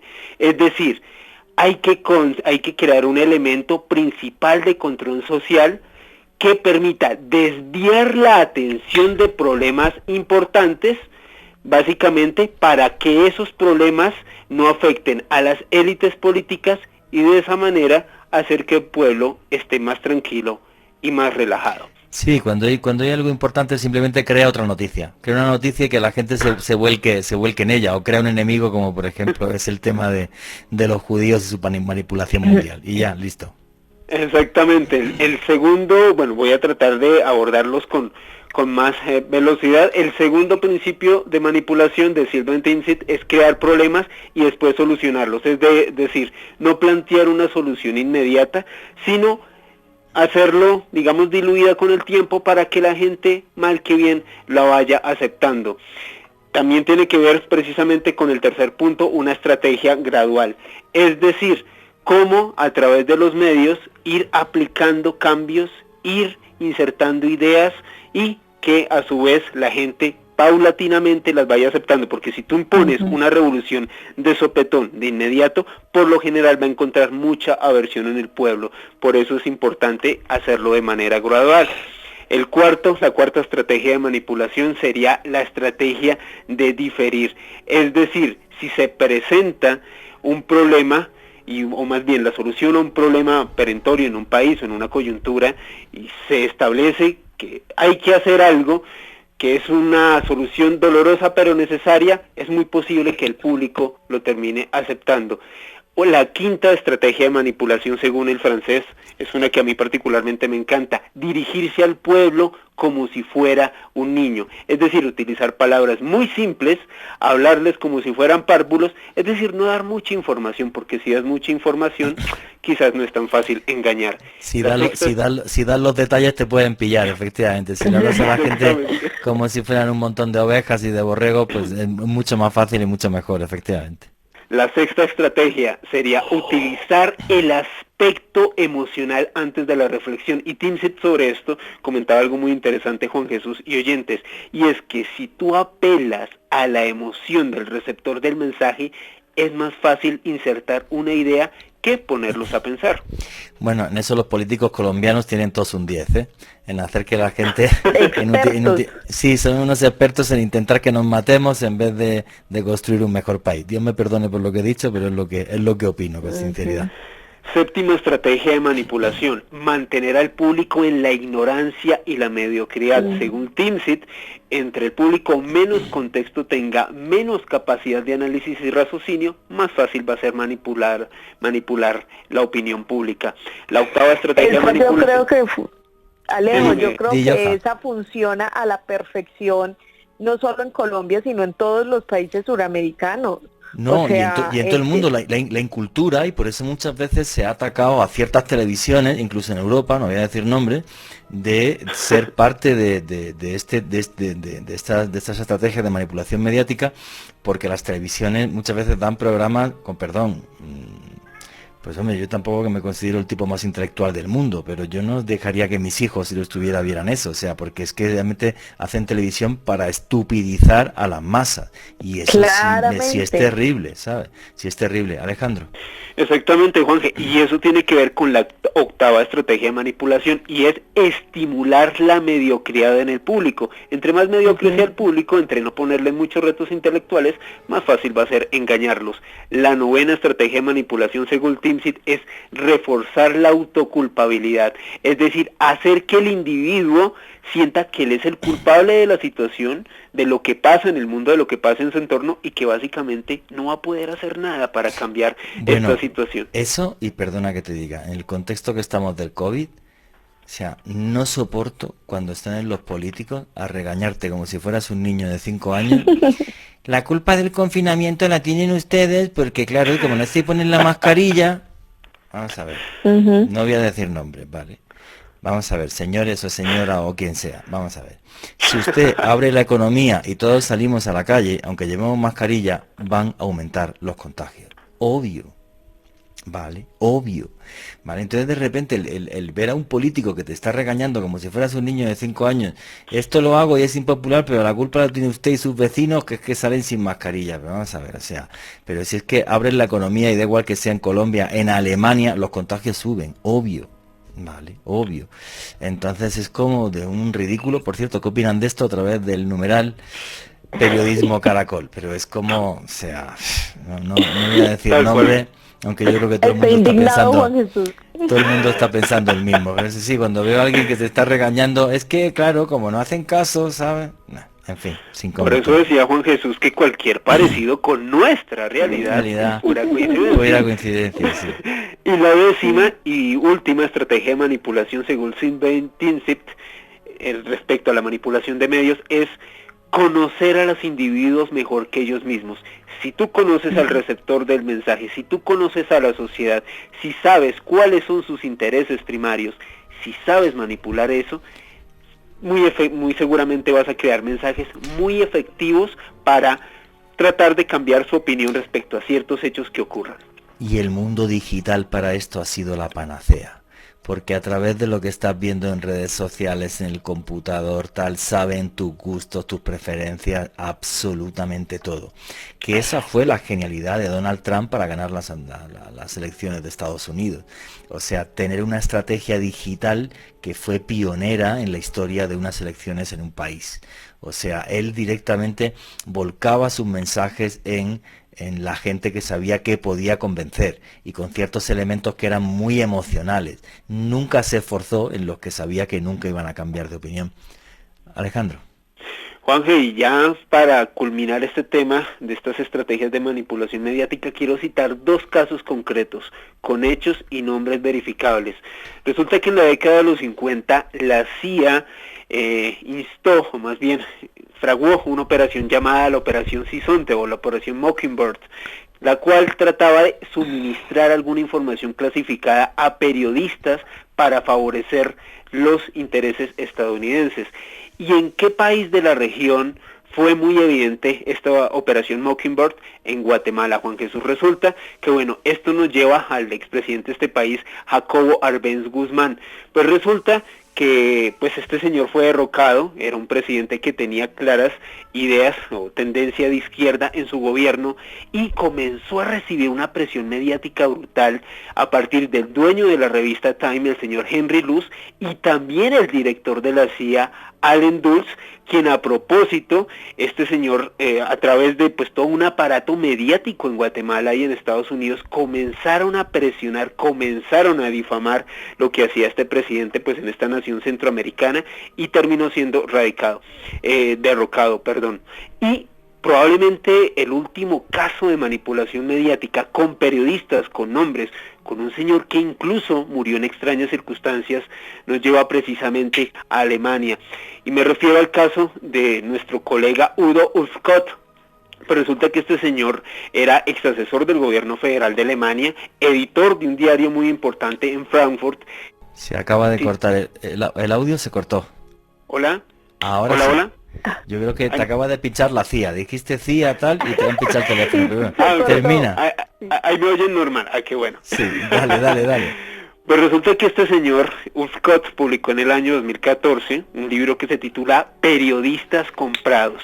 Y en él pone sobre la mesa nombres de periodistas que según él fueron comprados por la CIA, también por la inteligencia alemana, para escribir artículos a favor de la OTAN y del papel y de la influencia norteamericana en Europa. Este señor va más allá y comenta que desde la CIA reclutaban a jóvenes periodistas egresados de Facultad de Comunicación en Alemania, los llevaban a Estados Unidos, les daban una gran vida, un buen paseo por varias de las mejores ciudades norteamericanas y de alguna u otra manera les decían, bueno, usted de ahora en adelante es nuestro contacto, cada vez que queramos lavar nuestra imagen en la Unión Europea, usted tiene que escribir esto y este otro tipo de cosas que obviamente favorecieran a los norteamericanos. Lo extraño de este caso, Juan Jesús, es que este periodista falleció de un fallo cardíaco en el año 2017 y en el ámbito de la conspiración se establece que muy probablemente este señor básicamente lo suicidaron por haber revelado esta información. Que se lo quitaron de en medio, como Gary Webb, el periodista que destapó los escándalos de la droga y la CIA, y qué extraño que se suicidó pegándose no uno, 2 tiros en la cabeza. Es el caso de suicidio más... Sí, Gary Webb apareció con dos tiros en la cabeza y fue suicidio.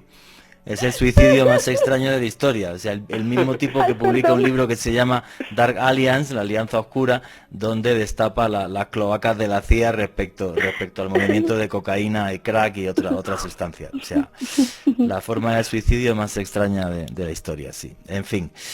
Qué triste todo esto. No sabía eso, Juan Jesús, o sea... Sí, la historia de Gary Webb. La gente que escuche el podcast, hay un podcast que se llama Historia Secreta del Narcotráfico, lo cuento, o sea, el que destapa toda esta basura y que le destrozan la vida y acaban la ruina y tal, y se suicida de 2 tiros en la cabeza. Bueno, pues Juan se sincronizó las 2 pistolas. Sí. No, pero 2 tiros con una pistola, se pegó 2 tiros en la cabeza. Con una sola. Quedó medio vivo, entonces, y se pegó otro, sí. ¿Sabes? Y es como te quedas como diciendo, bueno, o sea, no sé, hasta para mentir tendrían que tener un poco más de estilo, ¿no? O sea, creo yo. Claro, ¿qué tal? Sí, la historia de Gary Webb. Es muy ridículo eso. Un señor que fue premio Pulitzer, ¿eh? O sea, no era cualquier periodista, no era cualquiera que se puso a escribir 2 letras. Pues sí, se suicidó de 2 tiros en la cabeza. Es que claro, te lo lees y dices, Dios santo, o sea, qué cosa tan ridícula, ¿vale? Yo no me lo creo, vamos. Así que ya os digo. Bueno, que faltan pocos minutitos y tengo aquí a Joan Arenas que nos está esperando, porque además al principio del programa estuvimos hablando de la operación Northwoods. O sea, ¿sería capaz un país de agredirse a sí mismo para provocar una guerra por ciertos intereses económicos o geopolíticos? Joan Arenas, ¿qué hay de esto? Juanje, voy a tratar de resumir esto rápidamente. Pues mire, como usted ya lo había comentado al inicio, Juanje, esta operación se trataba precisamente de un plan que tenía Estados Unidos para simular distintos ataques terroristas en su país y buscar de esa manera justificar una intervención en la Cuba de Fidel Castro, que estaba pues iniciando para ese entonces, en 1962, inicia todo este plan. Y hay varias cosas aquí interesantes, ¿no? Y les voy a contar, bueno, estábamos hablando, Juanje, de Liam Lemnister, que es el líder de esta manipulación, o mejor, de esta operación que buscaba precisamente eso, pero es que hay cosas bien interesantes dentro de esto. Ya lo comentábamos, y era ese plan que tenían de utilizar un avión con personas que iban allí, secuestrarlo y luego causar que este avión pues estallara y de esa manera echarle toda la culpa a Cuba, y así lograr además que el pueblo estadounidense se indignara y cuando fuesen a invadir Cuba pues todos estuvieran de acuerdo con esa invasión. Pero mire, le voy a leer un par de datos que salen precisamente en uno de los archivos desclasificados donde se habla precisamente de esta propaganda o de este plan, Juanje. Dice lo siguiente: se planificará una serie de incidentes coordinados que tendrán lugar en y alrededor de Guantánamo para dar la apariencia de auténticas y de que fueron realizados por fuerzas cubanas hostiles. Estados Unidos respondería mediante la ejecución de operaciones ofensivas para asegurar los suministros de agua y energía, la destrucción de los emplazamientos de artillerías y morteros que amenazan la base, Y aquí volvemos al tema de Estados Unidos pone aquí el granito y Claro. luego sale como el salvador de todo, ¿no? El héroe, efectivamente, o sea, están atacando Guantánamo agentes cubanos cuando realmente hubieran sido agentes pagados por ellos dentro de Cuba y efectivamente de hacer esto, correcto.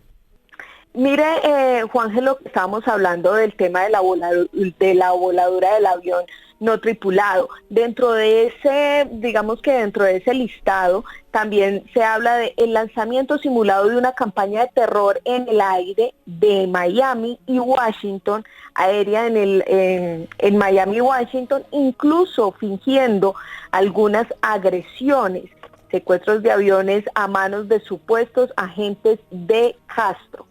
Este señor que estábamos mencionando, que era el entonces director De la Junta de Jefes de Estado Mayor. de la Sí. sí señor, este señor Leminster estaba respaldado por el presidente Eisenhower, pero cuando llega Kennedy se le vuelve también un problema y Kennedy se da de alguna manera cuenta de todo lo que están planeando y dice, oiga, necesito que me retiren este señor porque estamos exagerando un poco con esta situación. Estamos exagerando un poco, entonces por favor contrólenlo y miramos a ver qué hacemos. Y se genera un gran debate entre el Pentágono y entre la Casa Blanca precisamente por estos planes que querían ejercer en medio de todos estos militares. Finalmente este señor es retirado de su cargo, sin embargo Juan Jesús le dan luego otro puesto y por eso se plantea que este personaje tuvo que ver con la muerte de John F. Kennedy. Sí. Hay una cantidad de conspiración alrededor de toda esta situación.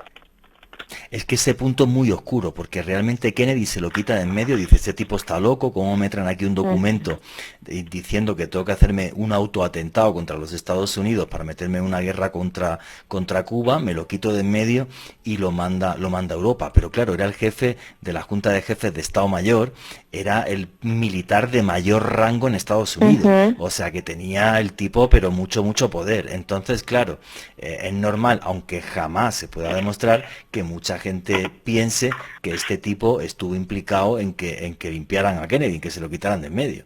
Es que estamos hablando de algo muy heavy, pero muy heavy, efectivamente. ¿Quieres añadir algún dato más, Johan? Exactamente, Juanje. Mire, le voy a leer otro de los planes que tenía. Realizar supuestos atentados contra líderes de la comunidad anticastrista en Miami para luego redirigir las pistas hacia los servicios secretos de La Habana. Reclutamiento de cubanos amistosos para realizar un ataque a la base naval de Estados Unidos en Guantánamo, disturbios cerca de la base y sabotajes en el interior. No, una auténtica locura. Bueno, señores, faltan 7 minutitos. ¿Qué es lo que comentan los noctámbulos ahora mismo a través del numeral Periodismo Caracol? Hay tiempo para una preguntita. Aquí, Juan Jesús, estamos cuartos del país en este momento y Edwin Muñoz nos comenta lo siguiente. Como ven la mentira que dijeron los estadounidenses cuando por fin lograron cazar a Bin Laden, lo asesinaron y tiraron el cuerpo al mar. Eso no se lo creen ni ellos mismos. Bin Laden era su mayor trofeo de guerra. Bueno, si es su opinión, pues perfecto. Muy difícil o sea, sí que se cargaron a Bin Laden seguro. ¿Qué pasó con el cadáver? Bueno, yo soy de los que piensa que algún trocito de Bin Laden tiene que haber por ahí en un congelador de la CIA. Yo no creo que tirasen el cuerpo así como así. Yo no me lo creo, vamos. O sea, que es genial por el tema islámico y tal, y el respeto a la religión, pero yo no. Todas mis dudas al respecto. Bueno, señores, faltan 6 minutitos, así que vamos a hacer ya el cierre. Miguel Pérez, amigo, tus conclusiones y tus redes sociales para que la gente te siga. Miguel. Bueno, este es un tema de no terminar nunca. Descubrí muchas cosas hoy, no sabía tanto. Es muy interesante. Muchas gracias siempre por la invitación. Para mí es un placer. Saludos a Laura en Cartagena, saludos al primo Carlos en Cartagena, saludos a Yudin Soacha. Muchísimas gracias por escuchar. Mis redes, yo estoy como @ishkur, ISHKUR, para los que quieran escuchar lo que hago con periodismo musical. y es siempre un gusto. Saludos a Joana, Alejandro y a Juan. Gracias por la invitación. Muchísimas gracias, amigo, por ser parte de Noche de Misterio. Joana Arenas, tus conclusiones y tu cierre, amiga. Juan Jesús, yo solo de verdad le pido a la gente que lea, que se informe, que escuche varias versiones de cualquier historia que le cuenten, porque de verdad que los medios de comunicación, los políticos, nos manipulan de una manera tan cruel que no podemos dejar que esto suceda. Y solo depende de nosotros cambiar toda esta maquinaria que plantean para hacernos creer cosas, para cambiar, digamos que el rumbo de la historia. Como usted también lo decía, el tema geopolítico también está ahí muy impregnado. Entonces, de nosotros también llega la responsabilidad de entender, de ser críticos y de no comer entero. Totalmente de acuerdo contigo, amiga. Tus redes sociales para la gente que quiera seguirte. Juanje, me pueden seguir como @yarenasb y los invito a todos los que están conectados a que mañana estén súper pendientes del programa Más Allá. A las 9 de la noche va a estar Juan Jesús Vallejo como invitado estelar, entonces vamos a tener un programa bien interesante. Hablaremos de misterios de la historia. Mañana estaré ahí, efectivamente, amiga. Muchísimas gracias. Alejandro Bernal, amigo, tu conclusión y tu cierre de programa. Hoy sí tienes tiempo, mira, hoy me adelanté. Pues Juanje, yo creo que tristemente una de las máximas de lo que hemos podido estar explorando en las últimas 2 horas en este programa me lleva a algo que decía Joseph Goebbels. Para quienes no conozcan este nombre, era el ministro de propaganda nazi, y tristemente creo que es algo que aplican muchos de los políticos y los medios de comunicación hoy en día, y es: si no puedes negar las malas noticias, inventa otras que las distraigan. Creo que, pues, lamentablemente, vivimos en una época de hiperinformación, y haciendo un poco eco de lo que usted comentaba en la intro del programa, Juanje, de Thomas Jefferson, si no estoy mal, sí, el expresidente norteamericano. Él mismo comentaba que es preferible no estar informado que estar mal informado y manipulado. Y esto lo decía un expresidente norteamericano, sí, hace más de 2 siglos. Así que imagínense la fuerza de estas palabras y cómo sus ecos retumban hasta nuestros días. Creo que es una reflexión muy importante, al igual que lo que comentaba Joana hace unos minutos, y algo que siempre hemos abanderado en este programa de libre pensadores como es Noche de Misterios: no nos crean a nosotros. Sí, investiguen, claro, por ustedes mismos, corroboren la información, busquen varias fuentes y ustedes armen su propio criterio sobre toda la información, no solamente que damos en este programa, sino en todos los espacios de misterio, política, en fin, todo lo que ustedes consuman. Ustedes no solamente son lo que comen, también son lo que dejan entrar a su mente, lo que leen y lo que exploran en redes sociales y demás. Y pues, Juan Jesús, invitar a los oyentes de Noche de Misterio. Hay una conferencia que voy a estar realizando esta semana en el centro de Bogotá junto a Esteban Cruz. Toda la información en mi Twitter, @AleBernalPérez, una conferencia sobre expedientes X de Colombia. Muchas gracias, Juanje. Muchísimas gracias a ti, amigo. Imperdible esa conferencia, por cierto. A ver si tengo tiempo y puedo estar allí. Bueno, señores, si queda un minutito, y básicamente decirles lo siguiente. Por desgracia, el poder corrompe. Hay una parte del alma humana que es negra y que es oscura, y que le encanta manipular. Y normalmente, y esto es triste, a más poder, más manipulación y más mentiras. Los países ni son buenos ni son malos, son los políticos y los gobernantes que llevan algunos países los que han hecho que haya muchos abusos de poder. Abusos de poder que han calado en la historia, abusos de poder que han moldeado el mapa del mundo, abusos de poder y mentiras que llegan hasta nuestros días. Mentiras, por cierto, que lo que hacen es no parar de fomentar odios.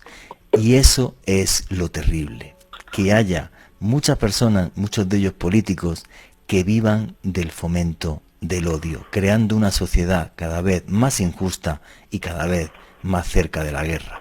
Una lacra, por desgracia, que ha manchado este país, Colombia, durante muchas décadas y, si me apuran, durante siglos.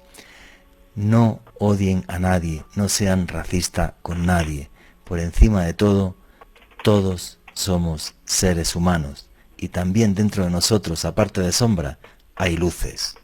y nunca, nunca olviden que vivimos en un mundo mágico porque está repleto de misterio.